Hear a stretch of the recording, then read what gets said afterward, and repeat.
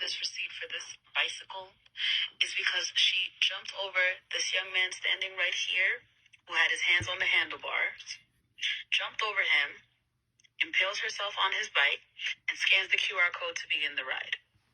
How did all of this happen, and how do I know what happened? Because that young man is my little brother. Bike number 5603915 was in my brother's possession from St. Nicholas Ave, Manhattan Ave, all the way to First Ave and East 30th Street from the hours of 6:33 p.m. to 7:19 p.m. At 7:19 p.m., they dock the bikes. Sarah Jane Comrie walks up to them, asks, "Hey guys, can I use one of you guys' bikes?"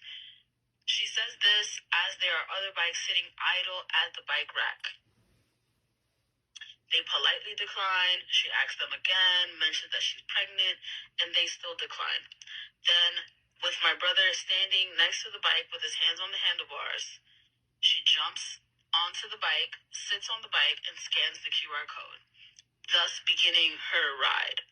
Mind you, the bike was in my brother's possession at this time. So this screenshot is from 6 minutes after the previous ride ended. Once the boys reached the bike rack, they docked the bike to restart the ride. My brother's standing next to the bike. That's when Sarah Jane Comrie walks up to them and asks, "Hey, can I ride this bike?" They say no. They politely decline. She asks them again. They politely decline. As the bike is docked is when she jumps over my brother because he's standing with his hands on the handlebar. She jumps over my brother to start her ride. Then the bike gets pushed back in during the back and forth. And then my brother is able to start the ride again for him. As you can see, 7:25 p.m. Previous ride ended 7:19 p.m. These gentlemen, these boys, did not steal this bike from Sarah Jane Comrie. She stole the bike from them, then proceeded to weaponize her whiteness.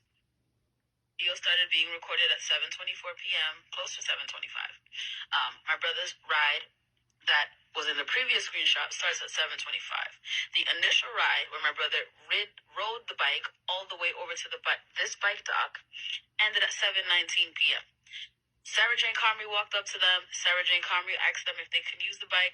They said no. Sarah Jane Comrie sees that the bike is docked, gets up, scans the QR code, jumps onto the bike, starts screaming for help and fake crying so that she can get an electric city bike. There were a number of bikes at the bike rack already there when she arrived. She still proceeded to try to take the bike from my brother. Help. She's trying to get help for the city bike. The city bike is in my brother's possession on his account. 7:25 p.m. Docks it at 7:19 p.m. Picks it back up 7:25 p.m. While she's screaming for help, trying to make it seem like these boys stole this bike from her, the bike is on my brother's account.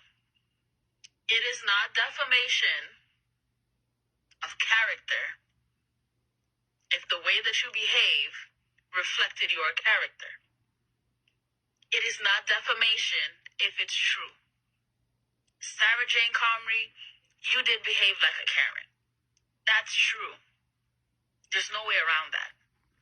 But I'm all about your thinking. You just ain't thinking. And all of this really could have been solved if you, one, were not biased, if you, two, used common sense, and if you, three, just think. Now, what I want is for everybody that was in my comments and everybody else's comments who claimed that you would give an apology if the boys just presented a receipt.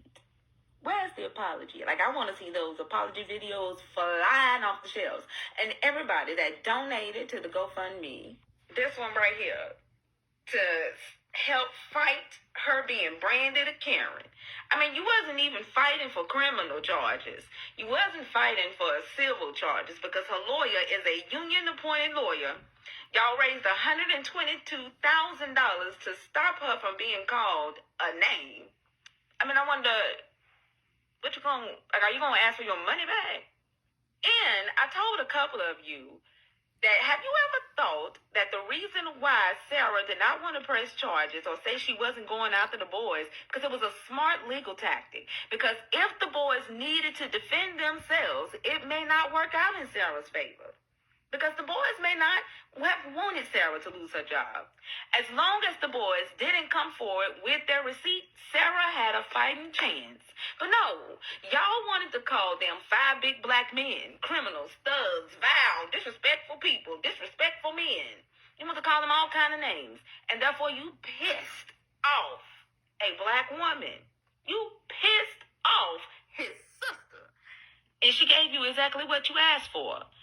And for those of you that were in my comments demanding that we respond and that I make a video, I told you wasn't going to like it. This isn't about being happy that a woman lost her job. This is about not hearing black voices. This is about you not being able to recognize racism and white supremacy tactics when they're being used, or you being willfully ignorant and willing to ignore it. This is about you at this point. This is good, by the way. It ain't too early.